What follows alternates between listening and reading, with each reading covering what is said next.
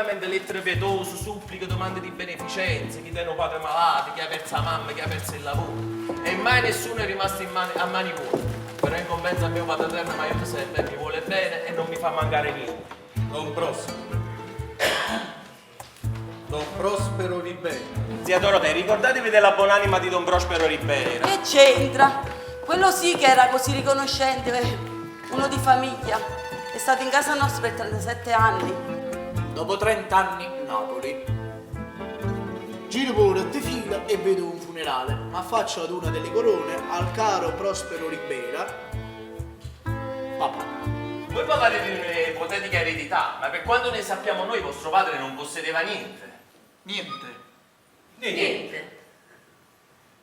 Ah, che state scherzando?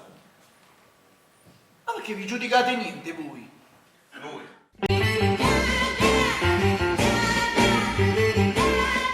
che dichiarate di aver avuto il posto di beneficato da vostro padre e di poter restare qui una trentina d'anni come Prospero II, voi non fate pietà forse? Ah, niente a fare. Guarda, ma pigliate un braccio e iniziate a fare la Ma spon!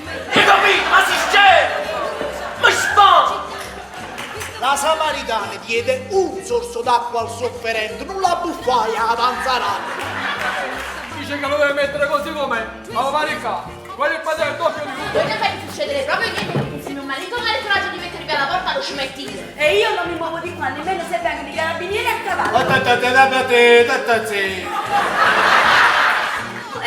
A me te, ti sta facendo piacere il signor Ludovico Ribera. E qua c'è sta una lettera tenerissima che vale proprio la pena di leggere. Siete voi che volete fare del bene. Siete voi che volete fare del bene. Io voglio assecondarvi, ma non voglio rimetterci nulla, vero?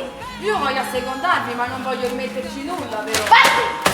Mio padre ha costruito, ma non ha disposto, ma io in quanto suo unico e legittimo figlio sono suo unico e legittimo erede. Vi ho ereditati.